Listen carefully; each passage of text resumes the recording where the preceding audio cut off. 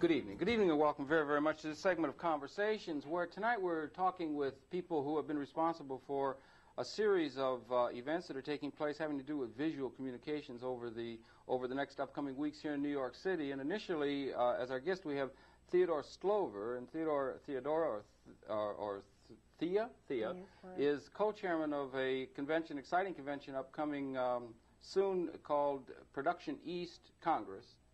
Production East Conference. Production East Conference. And Theodora, welcome very, very much to Conversations. I wonder, before we talk about the convention itself, you've been involved in television production, and I saw now you're interested in film production. Maybe you could share a little bit of your own background in terms of the development of cable television or video communications or visual communications. Alrighty. I've been involved, I guess, in the film and television area for many, many years. More than I'd like to admit these days, I realize. But it's also sort of interesting for me to be a part of this show because I spent a lot of years of my life really creating the very channel that this show is carried on. Hey, okay. I first lobbied here in New York City to get into the cable franchise, the whole idea of access channels on cable. And then once we got them here in New York, I took that to Washington so that we then created access all over the country. So I'm here to support the fact that access is still around. I'm very glad to see it. I'm glad that you're using it. Well, thank you for all of that, and we thank you for being here. Well, that's important. Yeah, it is. It's a unique thing, isn't it, in the history of communication? Very unique, actually. It doesn't really fit into print medium? Well, in a way it does. I mean, I used to feel very strongly the reason I spent a long time really lobbying to create it was that it was an extension of freedom of speech into the media, really, because it is the one time people can come and make their own shows without anybody standing as a middleman and saying, you can't, or I need somebody else, or you have to have another opinion on. So that was why we thought it was really terribly important. And I think as cable grows over the years, it'll become increasingly important. Yeah, I think it's probably served the cable interest fairly well, too, although a number of people are bothered by it because it isn't as directly related to the business of television as some other things. But I think over the longer haul, it's brought some programming into people's homes. It's aided cable, and you think over the I think so. Yeah, I think it's important, and I have to think it. I think because I spent a lot of years lobbying to make it happen. Support those things that you did. But you've been involved with the communications for a long time. Lately, you've been getting interested in film and so forth? Well, yes. Most recently, I guess I had run the governor's office for film and television for the state of New York, which is really an economic development effort. It's an attempt to bring in more television and film production to New York. Yeah, I see. Which, again, I feel we've done fairly well at, because you walk around the streets, you'll see lots of production going on. You can't hardly get through New York without another film crew somewhere. There's films being made. It's become a really important site for that. And very much so. And indeed, as well, which we thought was terribly important, is that we always had a lot of location shooting here in New York. But we didn't have facilities. I mean, we wanted the entire production, from pre-production right through to post-production. Right. But you need facilities, adequate facilities for that. And so now we do have some wonderful facilities. The Kaufman Astoria Studios. There's a big thing up in Harlem that's opening now? Yes. Yeah? That's right. The Manhattan Television Center, which is going to open in Harlem. There's an existing facility up there now called MTI TV City, which is a television facility. There's also the Silver Cup Studios in Queens. Right. So there is more a sense now that you really can do a production from beginning to end in New York. I think the first film was made over in New Jersey somewhere. I think that's true. So coming back to its roots and so forth, you've been actively interested in that and continue to be. You're interested now particularly in film production, I think. Yes, and I see the time that I spent in the governor's office really in sort of helping make the East Coast a place where you'd want to be producing film and television again is sort of prelude to this particular conference that we're talking about, which is Production East. It's unique, I feel, in that it is not only a series of seminars, which are very important, there are about 50 of them, which cover all aspects of communications on this coast. It's as varied as the anatomy of a feature film, really the beginning, middle, and end of how a feature film gets put together, to there are going to be quite a few programs on video, the making of music videos, long-form music videos, which are becoming more popular now. And also we are going to feature a couple of very special panels. One panel we have is on a new series that's coming out of New York this fall called Hometown. And I'm very excited about that because it's really the first. We've got more television coming out of the East Coast again. I don't know if you're that aware of it, but it's exciting that we do. We've got 2 Emmy award-winning shows, which is really terrific. We've got Kate and Allie, and we have the Bill Cosby Show, both coming out of New York. It's been a long time, really, since New York has had 2 big winners like that.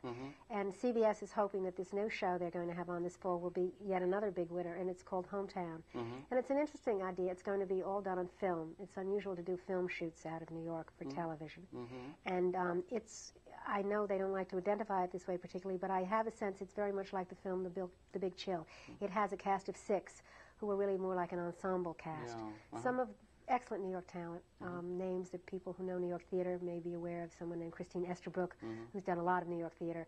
Another young man named Danny Stern, who's done both film and theater. Fine talent. And so I'm very pleased we're going to do a special panel just on the making of that. Yeah, that'd be interesting because it would give an anatomy of a particular show and a case study in a certain sense. Exactly. And we're going to do that for that. And we're also doing, the soaps are a very important part of New York production. Yeah.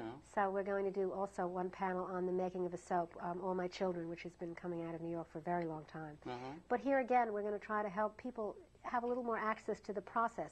We'll have the head writer of the show, so people who are interested in writing will have an opportunity to find out, well, how do you write? I mean, how do I get in? If I would like to write for that show, where do I start? Who do I write to? What do I have to do to qualify? Yeah, you're concentrating like on feature films and major network production and that kind of thing, particularly, right? I mean, and music, as I say, the music video field, cable. There are quite a few cable panels as well. Be covering things having to do with news coverage, reality reporting, that kind well, of thing? Actually, no. We have two panels, one of which I think is really going to be fun, that I have a few favorites. You know, you get very involved. It's like it becomes your children. These panels become so enrapturing after a while. And you know, they just sort of take so much of your attention. You have 50 panels or something? Yeah, there are 50. There's another gentleman named Seth Willinson who has really worked very hard on this as well, and he's put together a lot of the television and business-oriented panels. Right. I've been more involved with the film panels and the sort of what I call glitzy panels, which is the ones that I've described to you. Glitzy panels, right, yeah. Well, a little pizzazz, never hurts. And you said you had a favorite one you particularly Well, yes, there's one that I thought would be sort of interesting.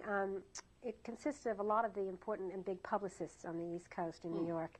I have the woman who's in charge of public relations and publicity for Universal Pictures, Sue Barton, a woman named Kathy Berlin, who runs the public relations firm office here in New York called Rogers & Cowan, which is a very, very, very large international public relations firm, actually. Another gentleman named John Springer, who's been a publicist in this business for many, many years, is very well known and very respected. Another woman named Lois Smith, who has a firm called Smith Siegel. She's represented stars like Robert Redford, Richard Gere. Just to mention a couple of smaller ones, huh? Right, exactly. Yeah, no. And I'm sure I've left someone's name out, if so, I apologize. But I thought it would be interesting to have these people who really are, if you will, feeding the columnists all the time and feeding the press, talk about how they do that, how they really build stars and help to publicize films. Build stars and build a property, too, or build a production, you know, exactly. The publicity. The publicity aspect of anything being produced. Yeah, it's an important part of the overall activity. Well, absolutely. I mean, if you do anything and it's only a little quiet room and nobody knows about it, it doesn't help, such as this, to do all this work and not have the world know about it doesn't really help very much. But I thought it would be interesting to have a columnist actually interview them, a columnist that they're always sending information to and feeding. So I invited Liz Smith, who's a wonderful columnist and certainly a very important part of New York, if she would be interested and willing to be the moderator, and she said yes. Oh, good. So I think that's going to be a really fun panel. I think people are going to enjoy that. And you're going to have 50-odd panels. Is covering the business and the business, the production. We have one panel called the New York Actor, where we have a lot of, a mix of New York actors, people like Tony Roberts, Alan King, Josh Westell. We're hoping Kevin Kline. We're waiting at the moment on him. Jerry Orbach, who's well known from theater as well. We have a very interesting panel, I think, again, because I'm always interested in, I work a lot with writers when trying to package film properties. You got to have a property to begin with. Exactly, you're working with writers. Yeah. Exactly. So we have two interesting panels, I think, from a writer's point of view. We have one on writing for film and television, which has a lot of sort of, actually, I just realized a lot of writers who've got big movies out at the moment. We have a young man named Andrew Bergman. I don't know if you're familiar with him. Fletch just opened, which is a film of his. He had written Blazing Saddles. Yeah, well, right. With Mel Brooks. And he's got actually he's going to have a play on Broadway this fall. And another young man named Chris Columbus, who's got that new movie that just opened, Goonies, the new Spielberg movie. He wrote that. He wrote that as well. And then we also have a mix. A gentleman named Alvin Boritz, who has been doing miniseries for many, many years, and I know is in the process of doing a pilot now. The Harry Belafonte, they're doing a made-for-TV film. Oh, you're really covering the whole lot in a very real sense. Certainly from the writer to that. From the production of the writing and the production of television and the writing and the production and directing of film, different propositions. And also, actually, one of the things I forgot to mention, which is theater. I felt if we were going to do this in New York, since so much of the talent on this coast is really so involved in the theatrical community, that we should also really incorporate theater panels. So we have quite a few panels now covering New York theater as well. As well, yeah. I was just wondering if whether or not the writing and the directing and the producing and so forth, we've heard some people say the film is a director's medium and television is more of a producer's medium. Is it the same kind of thing? Are the same kind of skills involved in terms of production for television, production for film, or is it a different proposition? Or well, I think it's a different process. I mean, I think each one of them is unique to the media that it serves. But I think that the level of talent is important. I think certainly writers feel very strongly that when they write for theater, they have a lot more control of their property. It just is the way theater is structured. A producer can't change what you've written for theater. It's conceptually constructed differently. I mean, a lot of that has to do with the union agreements and the arrangements that have been made. So many writers actually would much rather be writing for theater because they feel they get a chance to see their work up there in the way they wanted it done. Whereas in film, you really are a hired hand. I mean, a producer hires you, pays you a certain amount of money, usually a lot of money, and you deliver a script to him. It becomes a very collaborative thing among a great number of people. Well, they're all, I think, collaborative processes. I think that film and television and theater all are collaborative. I think the difference from a writer's point of view is that, as I started to say, with film, the producer owns the property. You write it for him, he pays you the money, could be her, obviously, too. Increasingly, yes. But and then that producer has the right to do whatever they want with that. They can bring another writer in to rewrite it. And then they can bring another writer in to rewrite it, and another writer. So that in that sense, you don't have that kind of control over your work. In theater, the producer can't do that. I mean, in theater, you, the writer, control the property. But of course, it's quite different. I mean, nobody pays you lots of money up front to go and write it. It is your work. You really don't get paid until you go into rehearsal. And all of this is going to be of interest to people who are in the field or in the business, as it were, and also you're going to have people who are thinking of getting into the business? Oh, I'm sure. Is that who you're thinking of having in terms of people who would attend? Yeah, I think we're going to have a mix. I mean, we obviously have, with so many panels, we have about 300 speakers just to begin with. And many of the speakers I've been speaking to have been saying to me, well, Thea, I can go and sit in on the other panels, can I? And I absolutely say, of course, because we want that kind of synergy. We want that kind of energy. We hope that the speakers will spend the 3 days as part of this conference. By the way, the conference takes place on June 25th, 26th and 27th. Here in New York. Here in New York City, and it's going to be held at the Vivian Beaumont Theater at Lincoln Center. Oh, I see. And we hope that the speakers, as I say, there'll be 300 of them, and we also have an advisory board. These are people in the industry who I've met over the years, either when I was involved in running the governor's film office, or my days in cable, or my days now teaching at NYU and producing as well, who care about New York and would like to help us sort of network. I mean, in a funny way, we are a bit of an outpost on this coast. I mean, there's no question that the primary film and television community does live out in California.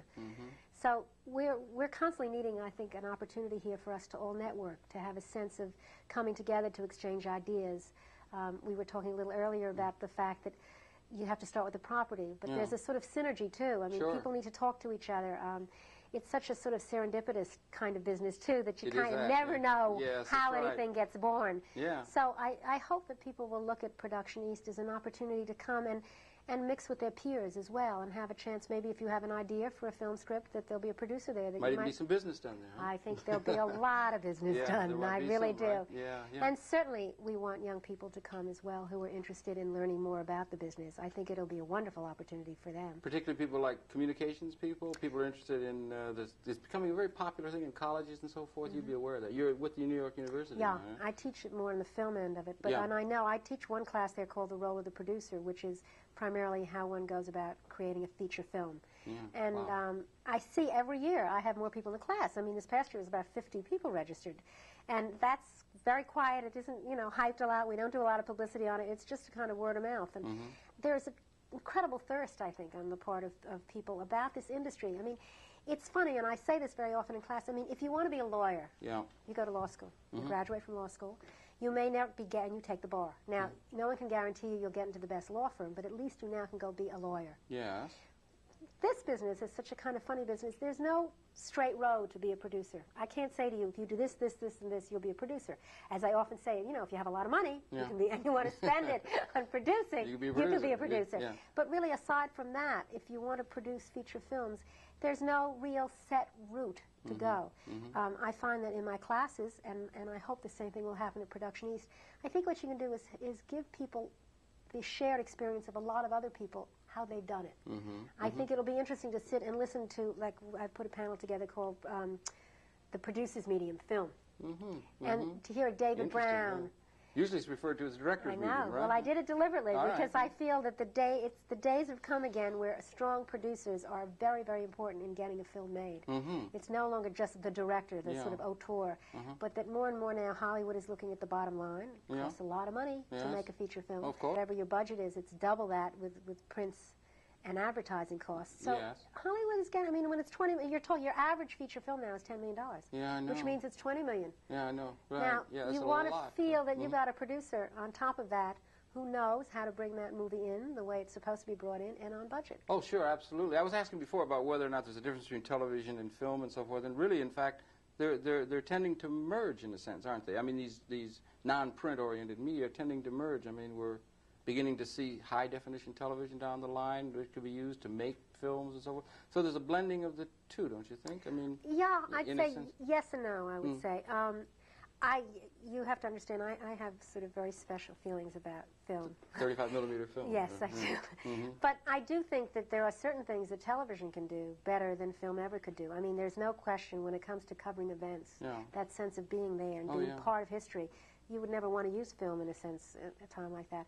But to really create narrative film, I mean, to create a storyline, to get the textures and the color and the depth, I really still believe very much in film. I mean, it may well be that at some point I will see some television that will make me feel differently, but I think the whole quality of that media is a different story. It makes you feel differently. I think film still has a sort of ability to take you into another world and another time, as theater does, that verisimilitude of crossing over from your reality into that other reality. Yeah, that's interesting. And I feel that television is still, what's strong and wonderful about television, what works the best on television is news and events. It does, because it's that sense you are there, you are participating, you and millions of other people are sharing the experience. Very different than sitting in a dark theater. It's a much more personal experience of you and that story. You and that is being presented to you on the big screen. Yeah, they are beginning to come up with these video theaters now. Only just starting, right? But they got it video screen, a screen that has the clarity of a 35mm projection. Some people would say, I mean, of a 35mm film, and it's being done as a venue for showing, you know, filmic fare. But it would be done, and some producers are beginning to use high-definition television as a production medium. I don't know. It has the You know, it's just a thing. I don't know. The cinematography and the skills and the cameraman skills and the skills such as that are similar. Cameraman skills and so forth to a video. I still feel, I guess, that, I mean, editing film is very different than editing tape. They're both skilled. Please don't misinterpret me. And I think that fine television editing is beautiful. And I think some of the most beautiful television that's done really are sports events. I mean, if you look at the way they're produced and the way that they are directed, if you will, it's incredible. It's marvelous. It's wonderful. I mean, it really, again, but it's, again, you at that event with all those millions of people. I still see it as a different sensibility than film. It may be at some point, I mean, someone will convince me otherwise, but I still do feel, and when you edit film, you edit it from a very different sensibility. Yeah. Do you think we stress film, or let's say just educationally, or as the young people coming up and so forth, and we come into what is called an information environment increasingly, as we do? Do you see a greater future, if that's the right word, for non-print oriented communication within our society? There could be a great deal more teaching and encouraging of the use of video or filmic kinds of traditions and capabilities among our younger people, and develop media literacy in that direction? Well, I think, yes. Oh, I do, absolutely. I mean, I myself originally got very involved with those early days of cable coming out of education. I used to teach years ago, little ones. Yes, and became very aware of how incredibly powerful the impact of television was on these young people. I mean, I used to teach at Bank Street, where I dealt with 3-year-olds and 4-year-olds. And I would see that so much of their play was from television fare. I mean, that for many of those youngsters was more reality than home. And so I do feel very strongly that we need to help young people to have what you call media literacy. That they shouldn't just be passive in the experience, in other words, not just be receivers of the information, but that they should have better understanding of how that... Appreciate that edit, appreciate this camera. And understand the process of how it's assembled, because it also takes some of the power away from it then. I mean, the more insight and knowledge a young person has, or an adult for that matter, in how that particular film or television show is put together, the more critical they can be in terms of judging it or accepting the information. I mean, when we study English literature, if you will, as children, we learn how to write, we learn how to construct paragraphs, sentences. Right. That process becomes incorporated into us, so that when we read a newspaper article or we read a magazine article, we already have internalized the experience of how that is put together. We can therefore hopefully have a little more critical judgment. Most people have no understanding of the media. They don't know how it's like this magic. I think more and more young people, though, are beginning to experience it a little more. Yeah, well, they've been living it environmentally, haven't they? Yes, I mean, you've got to keep in definitely. mind television and these other kinds of media are really relatively new relative to the other, you know, systems of communication. But we do have a heavy bias toward print in terms of Well, I think it's sort society. of generational, too. Yeah. You know, I mean, if you talk to young people, for instance, I don't know about you, but I watch MTV a lot, and I watch VHF a lot. Yeah. And I know that when I'm with young people, I mean, there's a whole vocabulary that I share with them, which comes out of the music world as well. But MTV is another form, even of television. Yeah. It is a new form of media literacy, and I think an important one. I sometimes think that some of the most creative things being done on television are really being done in music videos, because they are stretching the media. Well, they're certainly going pushing into it. Yeah, right, and they're certainly going into the computer-generated graphics, which become Exactly. mind-boggling beautiful. Some of those things that they do. It's an art form that is tremendous. It's image and so forth. Sometimes people feel they have a hard time because it's a series of images that don't link together too well in terms of continuity of story and something. Did I hear you say longer-term music videos are being produced now? Yes, or longer little form. operas Long form. or something with some They're doing continuity long and form. story I to think them that's and- going to be interesting, too. There have been a few of them done, and I think that's going to be sort of the new extension of the music video. But you have to realize that there's a literacy in that as well. I mean, young people watch those music videos, and they understand. I mean, we may look at some of them and not be able to sort of clue into them or understand exactly what is happening. Yeah. But if you watch them again enough, you find, I mean, obviously I like some and I don't like others. Yeah. I mean, I have sort of my own taste in terms of that. But I find that they're inventive, they're creative. Yeah. They're very exciting. Yeah, and there's a tremendous interest among the younger people, as you say, and among others. I wonder if they couldn't go into that with some other... I know there's some people I saw who were interested in going into that kind of thing with some classical or jazz or other kinds of music and so forth, because the visuals are beautiful. They can start going into that. There would, again, be a whole dimension to communication that could be increased as there are new venues for that, and that's got a great future, it seems to me, because that's sort of, in a sense, the leading edge of information. The bandwidth requirements and so forth is there, and the society is interested in that. I wonder if people tend to think of the visual communication somehow as somehow being entertainment, and the print-oriented communications is somehow related to good educational purpose and so. Do you think that there could be a greater degree of attention put to the visual mediums as an educational medium rather than as a strictly entertainment? You know. Well, I think what you have to understand, and as somebody who, as I said, used to teach very young kids and continue to teach, I really enjoy the process of teaching. You cannot deny that television is an educational medium. As I said, most young people have gotten most of their information today from what they've seen on television, be it the Vietnam War or MTV. I mean, that is part of their experience now. You can't deny it. Maybe it's the message that people are objecting to, or the lack of messages they see it in terms Well, of... I think people say that. I don't know. I mean, listen, on the other side of it, you know, quote unquote, I think we've all seen an awful lot of educational films, if you will, which are not necessarily entertaining or not necessarily very illuminating in terms of giving information. I mean, I think when you marry the two, in other words, the intention is a positive one, and the intention is to really convey information that's important about an interesting topic. And then you marry the media so that you use it creatively, that you will get both interesting, exciting, good entertainment. I really believe this. And you'll also be getting information across to people. Wouldn't it be marvelous if we could get really meaningful message across in terms of education of content and so forth in an entertaining way that could engage the senses and so forth, perhaps more than Well, we do it all the time. I mean, Yeah. think about it. On television recently, there have been an awful lot of what we call made-for-television films that deal with a lot of subjects that are not dealt with very successfully, probably in lots of people's homes. Parents may be a little nervous or frightened or touchy or not feel very, very good about dealing with some of these problems or issues that are important. I mean, homosexuality has been dealt with very well recently. Battered wives have been been dealt with very well, battered children. I mean, that's all information. That's important. Yeah, I I mean, suppose it's sociological that really is information. true. It's That builds very up. important. Yeah, that does have to do with illuminating some of the realities and that kind of thing.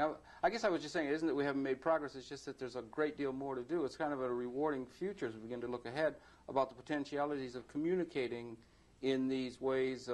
Visual communication, visual, audio-visual communication is going to become increasingly important in terms of the way people garner information, even on important and esoteric subjects.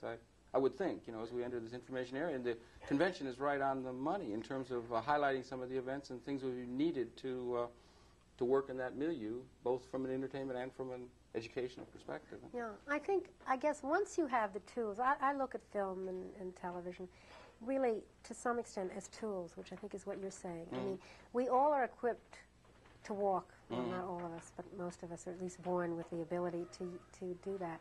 And then we go to school, particularly in this country, and we are given the tools of reading and writing. Well, I guess what we're saying is that we've reached a time in our society now where people really should be given the skill and the tools of creating visual media as well. Yes, right. So that people know how to do that. Now, again, not every person is a journalist. Yeah. Not every person is a novelist. Right. Not every person is going to be a filmmaker. Not every person is going to be a television maker. But at least we should all have that shared experience. Right. Again, based on that assumption, we can say we should get better product there. All right, fine. Because we should have more people involved in the doing of it. That's right. And one of the best ways for us to be able to start getting some better product and so forth might be for people to come together at this convention that you're co-chairing. Well, I certainly hope that people will come, sure. Yeah, well, I think they do themselves well to do that. Well, Maybe you could give us again. What is this now? The name of it is Production East. Right. And it's going to be held at the Vivian Beaumont Theater at Lincoln Center. And it's being held June 25th, 26th, and 27th. And I even have a phone number. Could you give us that phone number? That you could call if you would like to know. I have to read it because I don't remember it. 475-3356. That's 475-3356. And I think that people will be well served to come and find out what's going on in this film and television and theater world on this coast. Even people not necessarily involved in the theater or film or television world right now. They just have fun. Yeah, that's what I was going to say. Even if you're not directly involved in it, or you might be, or in that sort of sense, but just for the general citizenry, they find that an interesting experience. And so it's been your pleasure, again, I'm sorry we're running out of time for this particular segment, it's been your pleasure to have the perceptions of Theodora, Thea Sklover, who's the co-chairman of the convention. May we wish you all the best and help to build some more increased skills among us all to help build a better and more interesting visual world as we move into this information environment that you have had such a hand in helping to build, for which we thank you over the years and wish you all the best on into the future that you're helping to build. Thank you. Please stay tuned. There'll be more coming up in the same general topic area momentarily, but that's it for this particular segment. We'll be coming right back. And Theodore, once again, thank you really very, very much indeed.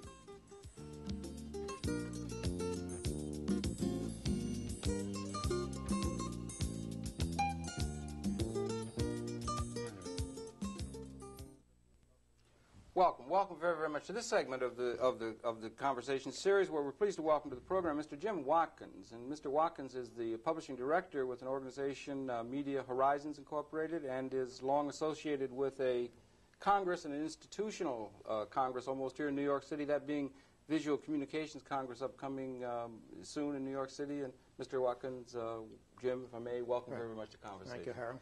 I wonder if you might share with myself and the cable audience the Media Horizons Incorporated, the corporation that's concerned with publishing and so forth, and then we can get into this exciting Congress that you have. But we're essentially a magazine publishing house. We publish 10 trade publications, a small book operation. We operate 2 radio stations and a consumer publication in the West. We've developed a specialization in the communications area, a loosely defined term.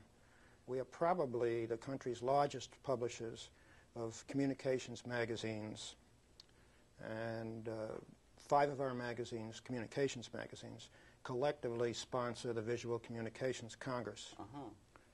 Congress is in its 8th year, and it's a national industry event. We will probably have close to 10,000 people in New York coming from all parts of the country. And we have a number of visitors from overseas. And it touches many of the areas of communications involved in business and industry, scientific work, medical research, education, training. all of which is becoming increasingly important, perhaps not so well recognized by people who view normal television, but there's a tremendous amount of development going on in industry and educational use and so forth. Well, Harold, I don't know whether things are happening so fast that whether we all realize what has happened in the last 20 years or so. First, the manufacturers have developed new capabilities technologically, equipment that make for more professional presentations, messages and whatnot. And the skills of communications itself has evolved over the past 20 years.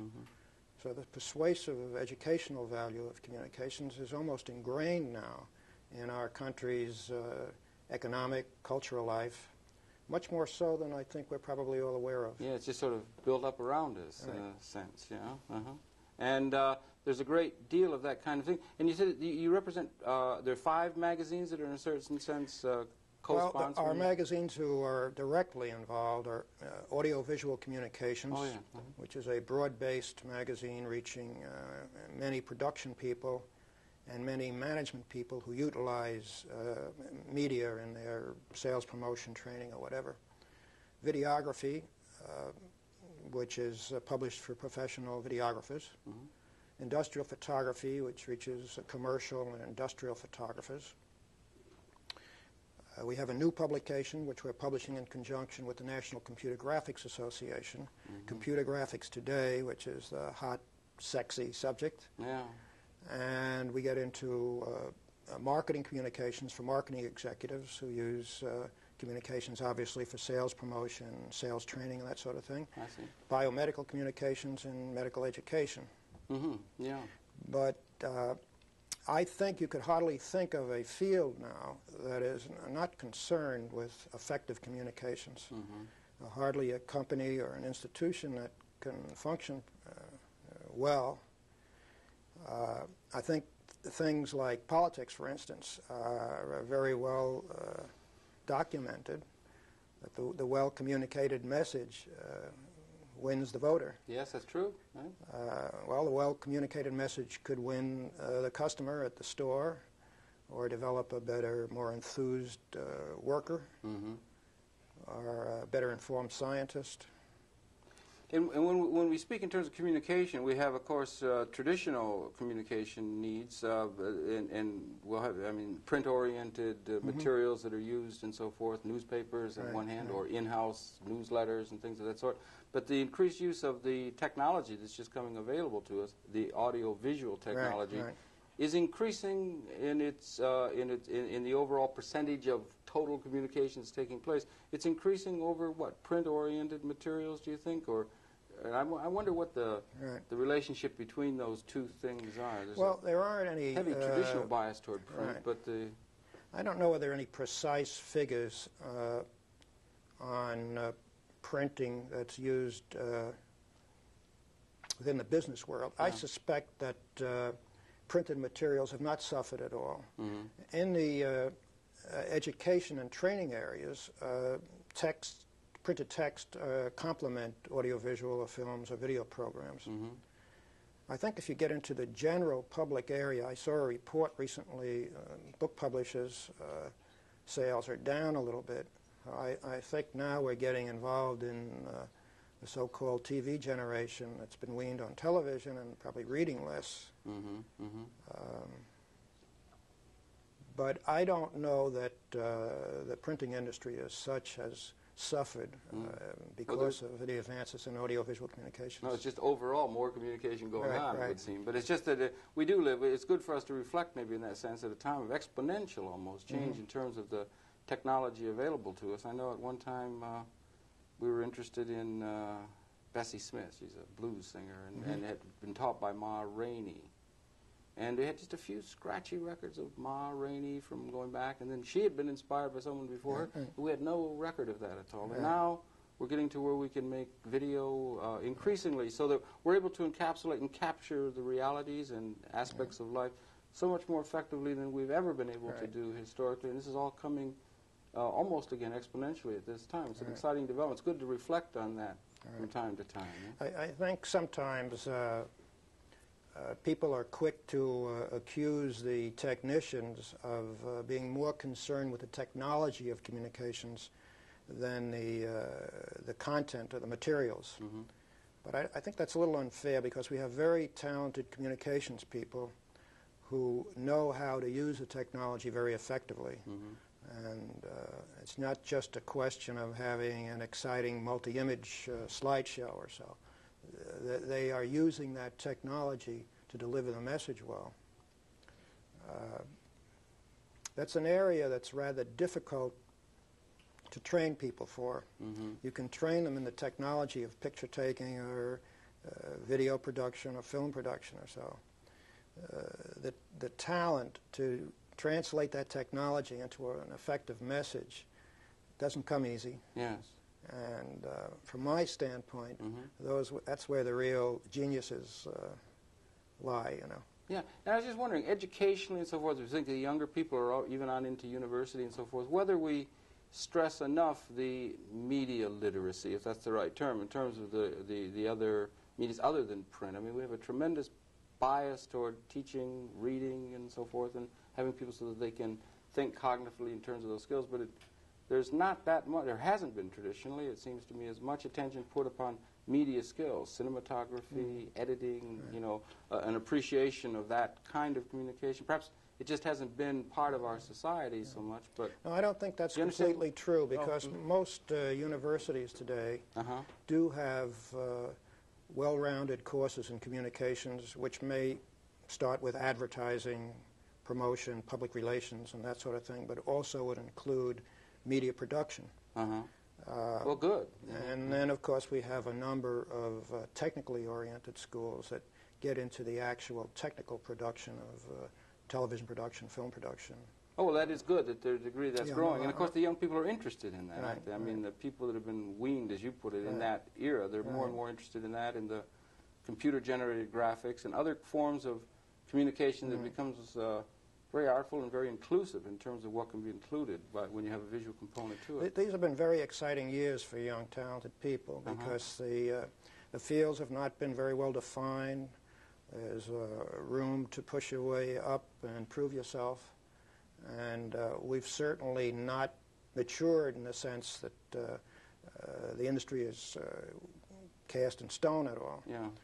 I mentioned computer graphics today. Yes. That's a whole new world of communications, and we've really just scratched the surface on that.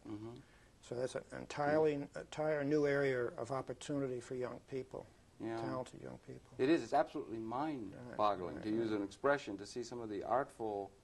It almost gives you a limitless sense of form and color and hue and so forth that they can generate with these. And it's an exciting development that people are becoming involved with. All of these you'll be covering in varying degrees at your Congress. Right. We have tracks, we call them. The Congress is an exhibition which will be conducted Tuesday, Wednesday, and Thursday at the New York Coliseum. About 300 exhibit booths, major suppliers of audio-visual, video, photographic equipment, film equipment as well, and computers.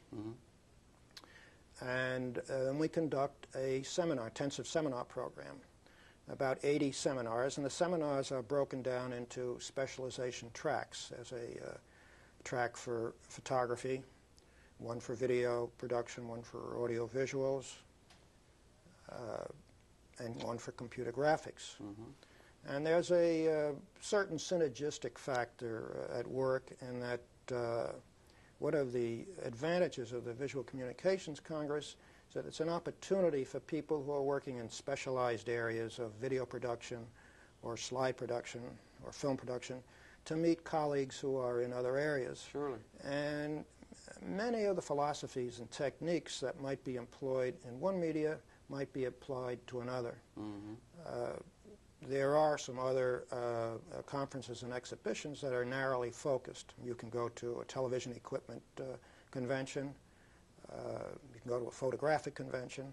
But there you'll be meeting, your own Little too specialized, Right. yeah. Well, right. it serves its purpose. Surely, We have a dual purpose. You can accomplish the same thing at the Visual Communications Congress while meeting people in related fields, and sometimes there are job opportunities.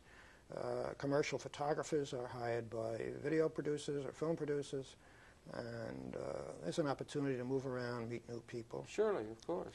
The other bit is that our audience roughly falls into two halves. The first half are the technical people, slide producers, video producers, photographers, etc. The other half of our attendants are people in management positions who use or should be using communications techniques. They may be educational administrators, they may be at scientific installations, government facilities, advertising agencies, corporate communications departments. And these are the people who buy production services and hire people. Many of them have very, very elaborate film, video, audiovisual facilities that would rival some of the major television stations, yes, for indeed. instance, I mean, or big Hollywood sets. I mean, it's you get into particularly into the top bracket of industry companies or scientific installations, and their equipment may be far advanced and much more comprehensive than equipment that you would traditionally think would be at a major television station or a Hollywood facility or whatever. Yeah, there are very large budgets involved in these. Big budgets and huge huge departments. But you also did say there are people who are using or should be using, and there are probably people in the society in general, institutionally and so forth, who haven't used to the degree that they could or might be encouraged to the advantages of video. Or I would say any executive who's concerned with the promotion of his company or in public relations in any form or in education or training probably should stop in, enroll in one of our seminars, or if he doesn't have time, whatever, certainly visit the exhibition, because it really is an eye-opener, and it could stimulate all sorts of thinking as to how visual communications media might be better utilized to make company operations or the educational program or whatever function more efficiently. Yes. And there's endless documentation that the visual media certainly does enhance operations. There's no question about that. Yeah, there's no question that the advantages of the visual communication can be used for either in-house or public relations or outreach kinds of activity. And you did say there would be people representing educational institutions. Are educational institutions, excuse me, my ignorance, are they using it? Are we using the audio-visual capabilities to the degree that we might in the broad enterprise of educating ourselves? Well, the audio-visual industry actually was born in the educational community. And churches were very early users of educational audiovisual materials. In recent years, the educational market was helped tremendously by funding from the government in Washington.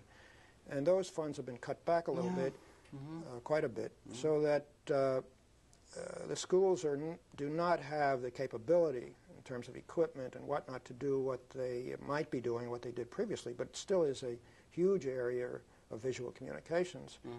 And I don't think a modern teacher could conceive of an educational program that would not include films, videotapes, or whatever. And yet there's a great deal of teaching going on in our universities and in our schools that could be enhanced perhaps more than we have. And there's this tendency on the part of academic people and so forth to think in terms, and you'd be familiar with this, they tend to think in terms of television, let's say, as entertainment. I mean, it's not... Do you understand what I'm saying? Well, I'd like to think we're past the point, but originally teachers viewed audiovisual materials as kind of competitive, that it would take the place of the personal instruction. It's never done that. It's enhanced it. And I think today's breed of teachers, I'm talking I don't know, 20, 30 years ago. I think today's breed of educators understand the value and how it's to be integrated with textbooks and personal presentations. And then, you know, there's another world of education in industry. Yes, indeed. In the training area, higher level training for management and sales executives, and skills training for employees.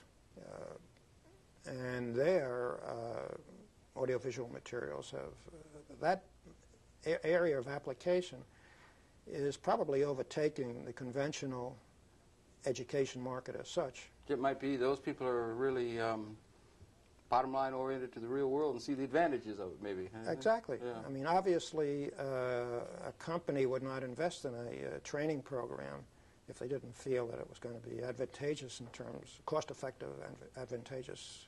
Yeah, I guess that's what I was sort of, in a sense, thinking, that our way of thinking educationally and so forth for the youth and for, well, education's a lifelong thing, but could be more, we could have more of that kind of thing. I know the British have a thing, British Open University, where they very seriously put together telecourses, and I guess there's more of that kind of thing happening in this country now. The work of Fred Friendly and the people up at Columbia has been very well received, I think. You know? And there's a question of community communications, I suppose you'd call it. Just communicating medical subjects, healthcare topics, that sort of thing. Outpatient programs and such. And the only way to communicate effectively very often is with videotapes and such.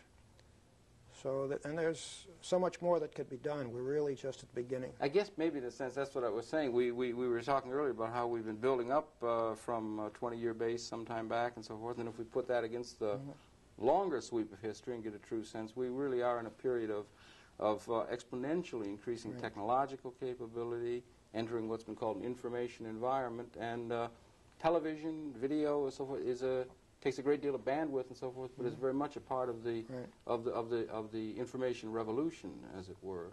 And so I should make a point, Harold, that the Visual Communications Congress is part of the television industry. Yes. Not so much from the entertainment standpoint, but the techniques overlap, and the functional uses of television for delivering messages other than a soap opera is very much part of what we cover at the Visual Communications Congress. The skills are similar, do you think? The cinematography, the editing skills, and the equipment is very similar. Equipment is the same, and some of the messages that they utilize, let's say industrial and so forth, there are awards given for people for excellence in that. Some of those messages, while they have a very specific purpose and so forth, it's very artfully done and can be very entertaining, even though it's also very educational, to use an overworked term. But well, our industrial photography magazine sponsors the Indie Awards, which are national awards for industrial produced films. And I don't like to draw the analogy again with Hollywood, but you would equate them in quality and technical excellence with the best that you've seen from Hollywood. Well, it's good that can be. Do you see a blending between, let's say, the filmic tradition and the television tradition? The technologies are coming closer, it seems to me. We're getting high definition television capability that's beginning to come and so forth. Do you see a blending of the skills and the traditions of the film tradition and the television tradition? I really don't think it's that you can really draw the line. There is no sharp line now. There are reasons why you might shoot on film versus tape. Those are technical considerations. And a motion picture camera is a little different than a video camera, but essentially it's the same instrument. And the direction techniques and that sort of thing are identical. And you transfer from one media to the other, from film to video, video to film, and such. So, and the storyboarding and the putting together of a project, it's all very similar, really, isn't it? I mean, so that they could work well in tandem, and there could be synergies between them, between they say the creative communities in Los Angeles, but the creative communities in industrial centers and educational production centers and so forth as well. I think many of the people who are in so-called Hollywood productions, entertainment productions, find very lucrative careers in the industrial film world, the educational film world, and vice versa. I think some of those people, cameramen, whatever, technicians and such, end up working for a entertainment production unit, either in television or in Hollywood or New York or whatever. Mm-hmm. And it will be increasing as we begin to look. Right. You've got the 8th annual convention. That goes back some time. In these times of quick change, 8 years, that's a long track record you have at the Well, I'm pleased to tell you that I look upon it as sort of a real personal accomplishment. Mm-hmm. We published these magazines, as I told you, and yes. I had this inspiration, I think, one morning, probably when I was shaving. Yes, right, in the shower, right? Yeah. That our magazines, that New York needed a conference like this, mm-hmm. and that our magazines ought to sponsor it, mm-hmm. and it's grown steadily. And today, I say it's an established national industry event. People pencil it in on their calendar that they're going to be in New York in June for mm-hmm. the Visual Communications Congress. Yeah, you're really expecting a great number of people here. You said 10? Close to 10,000. We have this... Get ready, New York. That's a lot of people. This 10,000 psychological barrier that I'd like to break. And we're very close to it. If we are lucky, maybe we'll go over that figure. Well, the number's been going up over the years. More and more people attend as more and more people have an interest in that. Right. Huh? Well, people learn more about it and whatnot, you know. So we're always attracting wider audiences. Yeah, and it's going to be interesting also because you're going to have the seminars, of course, where there's going to be these, discussions of some of the aspects of what makes up the industry. Right. Then you're also going to have the people with technology there, so you've got both things going then. And a number of the national associations will be conducting luncheons, social events, cocktail receptions. Yes. So it is truly representative of what's happening in the profession and in the industry. Yeah, and the people will be assembling here. You hold it each year in June, do you? That's a good time of the year to do it, right? So people can get used to that over the years and so forth. Maybe you can give us the dates again. When is it? What are the dates exactly? The seminar conference will start Monday. It'll be Monday, Tuesday, Wednesday, Thursday. The exhibition opens Tuesday. I see. Tuesday, Wednesday, Thursday. And the date is the... June 24, 25, 26, right, 27. Right. So there's going to be a lot of activity taking place, and it's appropriate in a sense that to be here in New York. New York still is, in a very real sense, the communications capital of the world, I think. I mean, certainly, particularly being in the industrial and other uses. Certainly in our area, I think there's no question that New York is the visual communications center of the country, perhaps of the world. There are other technologies that are on the fringes. The new telephone technologies, video conferencing, for instance, which relate a little bit to what we're doing. We'll be covering that kind of thing. There's many reasons why a conference of this sort is important in New York and should be in New York. We do it also in Los Angeles. We do it in Atlanta. These are regional shows by comparison. The big show is New York, the Big Apple. If you can do it in New York, you can do it anywhere else, according to too. But that really is true in and of itself. And then you're going to have these seminars with a great number of people from the industry. And you have a keynote or anything of that sort, or is it? Well, we don't have a national association might have a big assembly and invite a political figure or whatever to. We don't have a general assembly. We don't have an official keynoter as such. But we will be issuing several awards at evening cocktail receptions, and we'll have a number of celebrities as part of those programs. It's in addition a chance for the industry to get to know each other. We have to have fun in our work. And I would say that the Visual Communications Congress is very rewarding from a personal fulfillment standpoint, but it's also fun to be. The show is exciting because of the nature of the exhibits. There's all sorts of popping colors and illustrations and whatever. It's exciting to be on the exhibit floor, and it's exciting to be part of this. And the people in the industry are interesting, talented people. Surely. So it's personally rewarding, and it's fun to be there. Yeah, right. It'd be fun not only for people in the industry, but for the general society, or people in the general society who... We do not promote it to the general public, but if you consider communications as being important to almost everybody... That's what I was going to say. It is important in a for instance, tangential way, I can visualize someone, a member of a church congregation or some other fraternal organization or whatever, who's in charge of some sort of program. You might want to come to this to see whether perhaps a slide program might be good for the church activity or whatever. So in that sense, it is open to the public, and we have a... the public can buy a ticket to go into the exhibition. But we don't, it's not a public show per se, it's not a consumer product show. Yes, I understand. The public who might come would come only because they're professionally oriented or thinking in terms of using media professionally. Yes, but professionally, or they could see how it could fit into their own business needs for a person in a business situation, or some of those educators perhaps might be able to do that, both administration and people that are in communication itself. So it would be an exciting venue and an exciting gathering together of all the people that are involved in that, both from a technical and from a perspective, and from a, from the standpoint of the seminar, it's an exciting development. I suppose it's coming right down to the wire now, so there's a lot of activity. You're probably busy over there, right? Quite busy. Yeah. And hectic. If people wanted to communicate with you, they could get in touch with you then, or? Well, as of this airing, I think our registrations by telephone have been cut off. And the mails obviously would be a little late, but we have a number of people, a good number of people, who arrive the days of the seminars. I see.